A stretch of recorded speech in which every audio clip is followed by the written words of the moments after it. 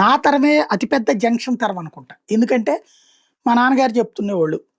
రూపాయి పెరిగిందిరా అంతకుముందు 10 పైసలు సినిమా ఉండేది. ఆయన టైంలోకి ముప్పావల, రూపాయి. తర్వాత ఆయన టైంలో రూ. 150 సినిమా టికెట్ కూడా చూసారు.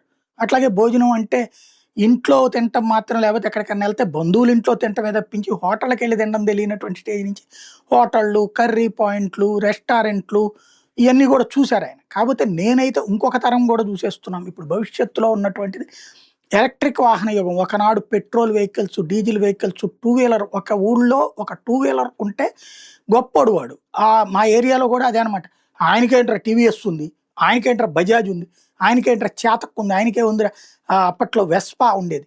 అది చెప్పుకునేవాళ్ళం. బుల్లెట్ ఉన్నోడంటే ఇంకా గ్రేట్ అని ఫీల్ అయ్యేవాళ్ళం. కలర్ టీవీ ఉన్నోడంటే గొప్ప గొప్పోడిగా ఫీల్ అయ్యేవాళ్ళం. ఫోన్ ఉన్నోడంటే గొప్పగా ఫీల్ అయ్యేవాళ్ళం. ఇవాల్టి రోజున అవన్నీ ఒక నార్మల్ అయిపోయినాయి.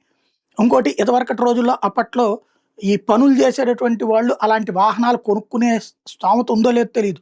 ఉన్నా కూడా కొనరేమో. కొంటే అవతలోళ్ళు పనివ్వరు అన్నటువంటి ఫీలింగ్ ఉండేది. ఇప్పుడు అట్లా కాదు.